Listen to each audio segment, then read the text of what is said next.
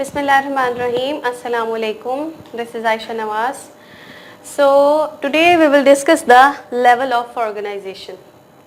Life की जो फेनोमेनॉन है उसको बेटर वे में अंडरस्टैंड करने के लिए बायोलॉजिस्ट ने क्या किया कि बायोलॉजिस्ट ने बायोलॉजिकल ऑर्गेनाइजेशन को, बायोलॉजिकल लेवल को, डिफरेंट लेवल्स पे बायोलॉजिकल ऑर्गेनाइजेशन को स्टडी किया, ठीक है।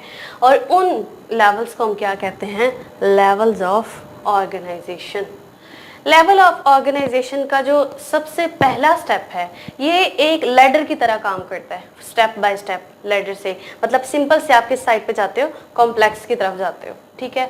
तो सबसे पहले हम सबसे सिंपल स्टेप की बात करते हैं। लैडर का जो सबसे सिंपल स्टेप होता है उसकी बात करते हैं कि उसमें सबसे पहले हमारे पास क्या आता है? Atomic and subatomic level. As you all of know that कि एटम्स जो है वो सबसे स्मॉलेस्ट पार्टिकल है किसी भी एलिमेंट का, किसी भी चीज़ का, ठीक है। और ये स्टेप है, इसको हम बेसिकली क्या कहते हैं? Non living step. यहाँ पे अभी जो है वो लिविंग स्टेज जो है वो भी नहीं आई।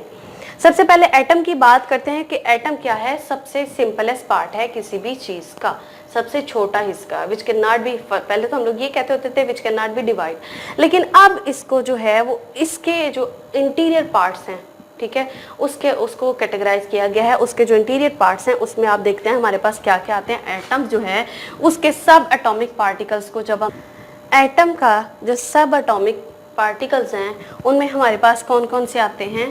प्रोटॉन, न्यूट्रॉन और इलेक्ट्रॉन, ठीक है। ये एटम के सब एटॉमिक पार्टिकल्स हैं। अब प्रोटॉन और न्यूट्रॉन की जब बात की जाती है तो ये एटम के किस में पाए जाते हैं? सेंटर में। एटम के सेंटर में दो चीज़ें प्रेजेंट होती हैं, प्रोटॉन और न्यूट्रॉन। प्रोटॉन के ऊपर कौन सा चार्ज होता है? पॉजिटिव। और न्यूट्रॉन जो होता है वो चार्जलेस होता है, इसके ऊपर कोई चार्ज नहीं होता। आप अगर वीडियो क्लिप में देखें तो आप देखेंगे कि एटम के जो सेंटर है उस सेंटर में हमारे पास प्रोटॉन और न्यूट्रॉन एग्जिस्ट करते हैं, लेकिन आप अगर देखें कि उसके रिवॉल्व जो है वो आपको घूमती हुई चीज़ नज़र आ रही है। आउटर मोस्ट शेल में क्या प्रेजेंट होते हैं? इलेक्ट्रॉन, जिनके ऊपर कौन सा चार्ज होता है? Negative charge. फिर बता देती हूँ आपको कि हमारे पास पहले क्या होता है? प्रोटॉन। प्रोटॉन के ऊपर कौन सा चार्ज होता है? पॉजिटिव, जो कि सेल के न्यूक्लियस में प्रेजेंट होता है। देन हम बात करते हैं न्यूट्रॉन की। न्यूट्रॉन हमारे पास चार्जलेस होता है। इलेक्ट्रॉन इसके रिवॉल्व करता है अराउंड, ठीक है। ये एटम की कंस्टिट्यूएंट्स थी, ठीक। एटम जो है वो, जब एटम ज़्यादा एटम से दो या दो से ज़्यादा एटम्स मिलते हैं तो हमारे पास क्या बनता है? मॉलिक्यूल। जब मॉलिक्यूल एटम बन गया तो हम लोगों ने ये सुना हुआ है कि when two or more than two atoms combine तो हमारे पास क्या बनता है? मॉलिक्यूल। इसी तरह जब मॉलिक्यूल जो हैं वो आपस में कंबाइन करते हैं, बॉन्डिंग बनाते हैं एक दूसरे के साथ, कोई भी जो मॉलिक्यूल है या एलिमेंट है वो इंडिपेंडेंटली या आइसोलेटेड फॉर्म में नहीं रहता, आइसोलेट नहीं रहता, इसलिए वो एक दूसरे के साथ में क्या बनाते हैं? Chemical bond. जब वो बॉन्डिंग बनाते हैं तो वो फिर अपने साथ बॉन्ड बना के दूसरे को अपने साथ अटैच कर लेते हैं। उनकी जो बॉन्डिंग होती है उससे आगे हमारे पास क्या आ जाता है? बनता है एक सेल। सेल अब डिफरेंट ऑर्गेनेलिस पे कंसिस्ट करता है। सेल कंसिस्ट करता है डिफरेंट ऑर्गेनेलिस पे। देन जो सेल है, सेल जो ज़्यादा से सेल्स कंबाइन करते हैं तो वो क्या बनाते हैं हमारे पास? टिश्यूज़। ये एक लैडर की टाइप आ रही है ना, कि स्टेप बाय स्टेप आप चल रहे हैं। हमारे पास क्या है? एटम था, एटम से मॉलिक्यूल, मॉलिक्यूल से सेल, सेल से टिश्यू। जब टिश्यूज कंबाइन करते हैं तो वो क्या बना देते हैं? एक ऑर्गन। यहाँ अब अगर हम देखते हैं कि सेल जब कंपोज करते हैं एक दूसरे के साथ तो हमारे पास क्या बनाते हैं? टिश्यूज। जो टिश्यूज हैं जब वो आपस में कंबाइन करते हैं तो वो क्या बना देते हैं? हमारे पास ऑर्गन और ऑर्गन सिस्टम। ये जो ऑर्गन सिस्टम है, जब ऑर्गन, ज़्यादा से ऑर्गन एक दूसरे के साथ कंबाइन करते हैं, मिलते हैं, ठीक है, तो वो क्या बना देते हैं? एक इंडिविजुअल, एक पूरा पर्सन, एक लिविंग पर्सन, ठीक है। इंडिविजुअल जब एक ही जगह पे रहते हैं, एक स्पीशीज जो आपस में इंटरब्रीड कर सके और फर्टाइल ऑर्गेनिज्म प्रोड्यूस कर सके, ठीक है, तो उसको हम क्या कहते हैं? एक पॉपुलेशन बन रही है। सेम स्पीशी एक जगह पे रहते हैं और एक जैसी खुराक खाते हैं, फर्टाइल प्रोड्यूस करते हैं, तो वो क्या कहलाते हैं? एक पॉपुलेशन। जब डिफरेंट पॉपुलेशंस एक साथ कंबाइन रहती हैं एक जगह पे, ठीक है, तो उस लेवल को हम क्या कहेंगे, कम्युनिटी लेवल। अब अगर हम बात करते हैं कम्युनिटी में आप लिविंग और नॉन लिविंग, अब कम्युनिटी से जो नेक्स्ट लेवल है वो हमारे पास है बायोस्फीयर लेवल। एक ऐसा लेवल है जहाँ पे ऑर्गेनिज्म का नॉन लिविंग थिंग से इंट्रैक्शन होता है, लिविंग और नॉन लिविंग एक दूसरे से इंटरेक्ट करके एक जगह पे रहते हैं, तो वो हमारे पास स्फीयर आ जाता है। कौन सा, बायोस्फीयर। बायो एक रहने की जगह है जहाँ पे डिफरेंट एनिमल्स, डिफरेंट जो स्पीशीज हैं, डिफरेंट कम्युनिटीज, डिफरेंट पॉपुलेशंस रह के एक ही जगह पे परसिस्ट करती हैं, तो उसे हम क्या कहते हैं, बायोस्फीयर। सबसे पहले हम बात करते हैं एटॉमिक और सब एटॉमिक, सबसे सिंपलेस्ट पार्ट की बात करते हैं, एटॉमिक और सब एटॉमिक लेवल की। मैंने आपको पहले बता दिया कि एटम जो है वो कंसिस्ट करता है पार्टिकल्स पे, और इसके पार्टिकल्स जो लार्जली हम जो है वो डिस्कस करते हैं वो हमारे पास कौन से हैं, प्रोटॉन, न्यूट्रॉन, इलेक्ट्रॉन, इस पे कंसिस्ट करता है और एक एटम बनता है, ठीक है। एटम्स जो है आगे फर्दर कंसिस्ट करता है एलिमेंट्स पे, ठीक है। अब एलिमेंट्स देखें, आपके पास नेचुरली जो अकरिंग एलिमेंट्स हैं वो आपके पास 92 हैं, ठीक है। ये 92 हमारा जो है वो हमारे पास नेचुरली अकरिंग है, नेचर में प्रेजेंट है, ठीक है। इन 92 एलिमेंट्स में आप देखें हमारे पास जो बायो एलिमेंट्स हैं वो कौन से हैं, 16 हमारे पास क्या आ जाते हैं, बायो एलिमेंट्स। अब इन 16 में से हम देखेंगे कि हमारा टोटल बॉडी मास कैसे बनता है। ये 16 एलिमेंट्स हमारा टोटल बॉडी मास बनाती हैं। किस तरह से, आप देखें 16 में से जो 6 एलिमेंट्स हैं वो मेजर एलिमेंट्स हैं, मतलब कि हमारी बॉडी का मेजर पार्ट वो जो है वो कंसिस्ट करती हैं। जो 6 हमारे पास मेजर एलिमेंट्स हैं उनमें हम देखते हैं कि सबसे पहले हमारे पास क्या है, oxygen, then carbon, hydrogen, nitrogen, calcium और फास्फोरस, ठीक है।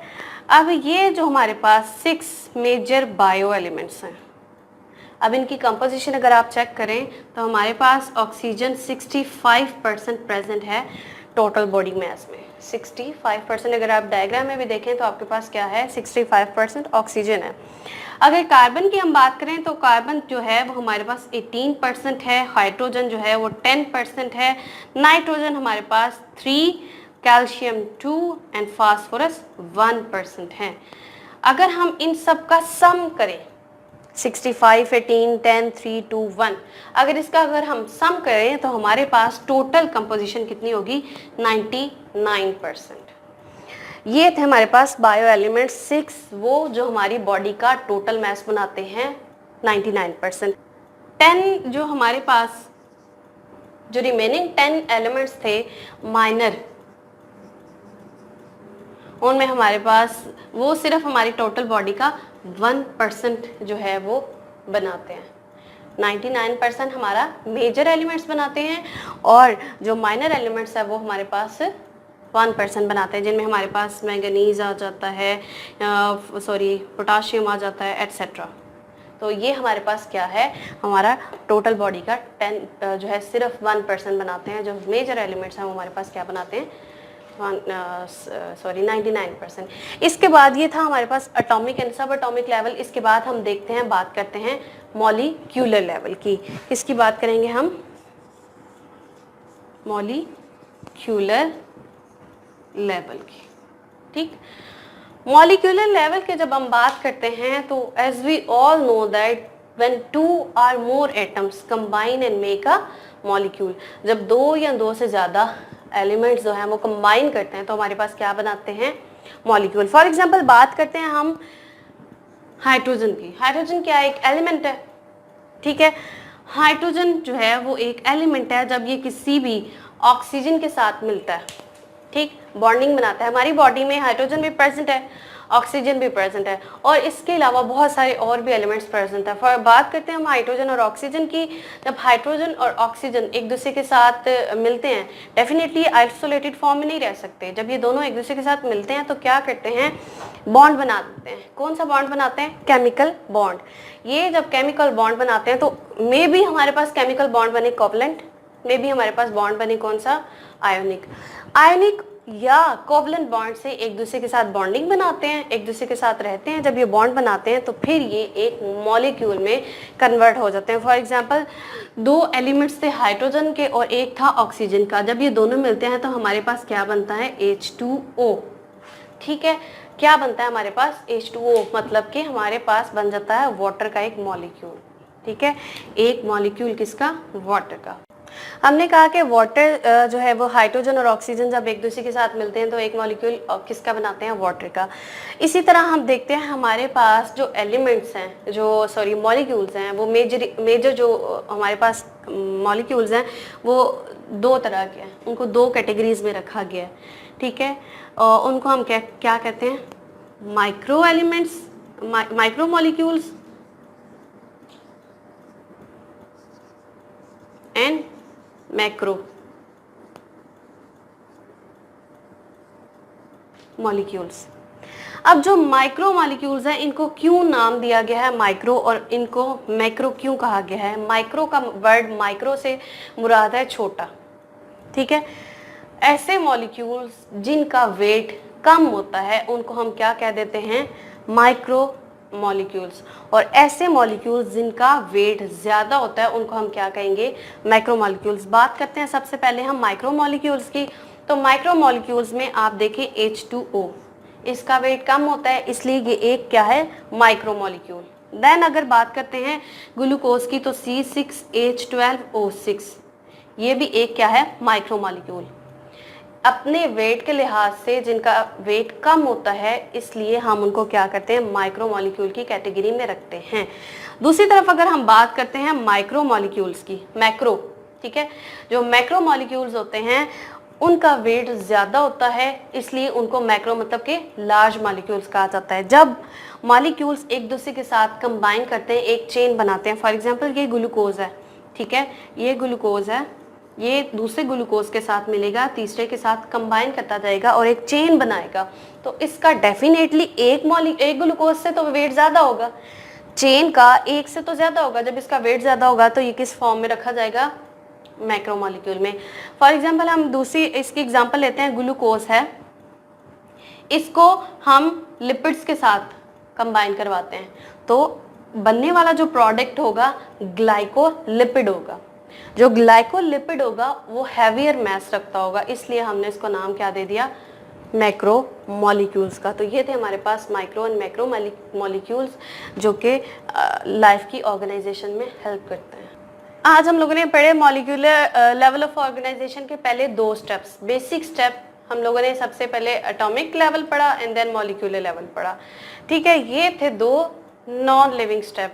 अभी इनमें लिविंग स्टेज नहीं आई। जब हम सेल पे चले जाएंगे, मॉलिक्यूल से एक सेल जो है वो बनेगा, तब हम बात करेंगे लिविंग जो है वो स्टेप की। अभी ये नॉन लिविंग स्टेप है जिसमें हमारे पास आया था molecular level and atomic level.